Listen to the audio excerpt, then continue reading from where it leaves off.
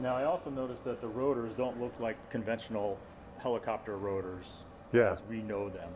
So show me what's going on here. Are these the new ones or are these the older ones? Those are the older ones. Those are the ones we first flight tested with. They certainly don't look like conventional helicopter rotors. Here's some old ones from Ava that we brought to failure intentionally. Yeah. These rotors, these types of rotors, if you look right down it, and we pick this rotor up, you'll see how amazingly aerodynamic it is.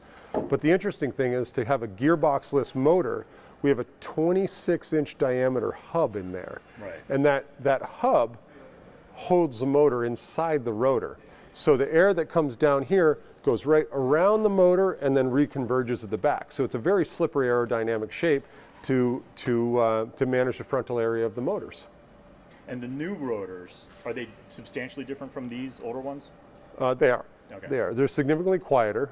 Okay. They have a bigger chord, and they have a couple features that allow them to operate in edgewise flight with more surety. And as we release those, we'll certainly tell people more about them. But let me show you one other really important thing that goes on in this aircraft. So all the batteries of this aircraft are in the belly of the aircraft. And so under here, we've got these 5 bays of batteries. Hold on. Under here, we've got 5 bays of batteries. Right. And each of the batteries has a latch right here that allows it to be disconnected. These 5 bays of batteries right here allow us to manage the center of gravity, but they are also put low and in the center of the aircraft, so we have low moments of inertia, so we get a lot of control authority in the aircraft.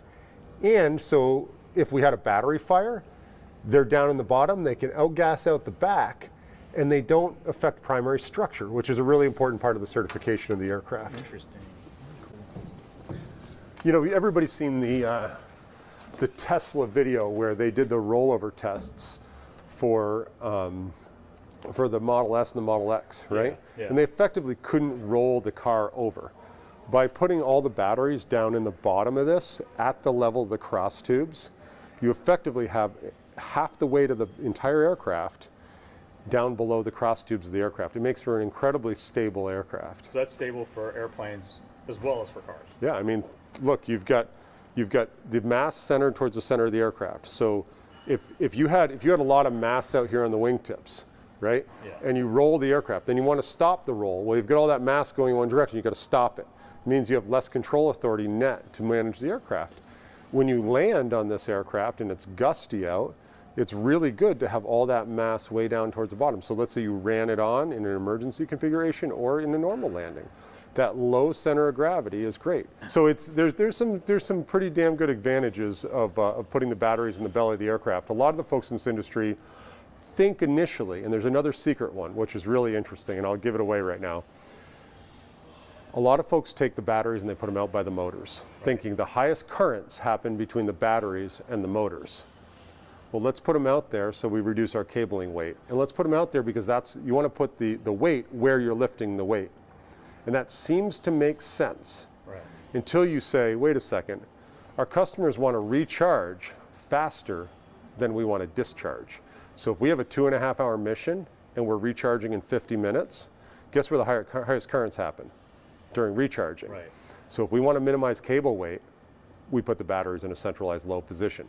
A lot of folks don't think about the non-obvious thing of how to optimize the aircraft for recharging, and they only think about how to optimize the aircraft for discharging. Interesting. I think without a doubt, cargo, medical, and government applications for these vehicles is going to happen before urban air mobility and passenger markets. It doesn't mean that they don't initiate, pilot programs at the same time. But the adoption and the friction to adoption for medical and cargo is just so much lower. They're going into places that are either our traditional landing pads and airports or industrial parks.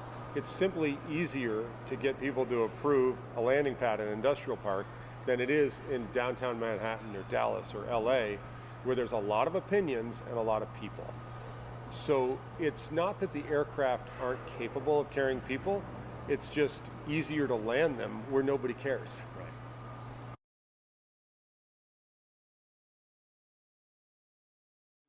Right. I consider ourselves working within the aerospace industry, but we're a power electronics and controls startup. we're really focused on the propulsion systems and the controls of the aircraft. Right. Those are the enabling technologies. For the non-enabling technologies, like the structure and the avionics, the interior, the seats, all of these things of traditional aerospace, we don't pretend to create those and make those in aerospace.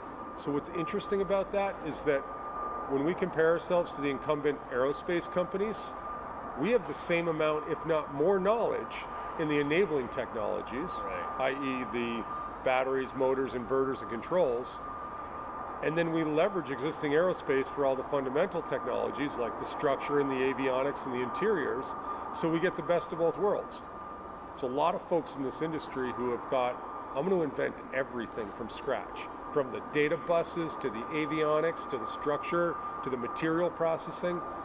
And as far as I'm concerned, that's pretty well vetted. There's not a huge amount of improvement to be made there in this context. There's a massive improvement to be made when we move from diesel Jet A burning helicopters to electrically powered aircraft, and the enabling technology embedded in that is the batteries, the motors, the inverters, and the controls. Right. So we're really not an aerospace startup. We happen to be in the aerospace space because we all love flying airplanes, but we're really a power electronics startup.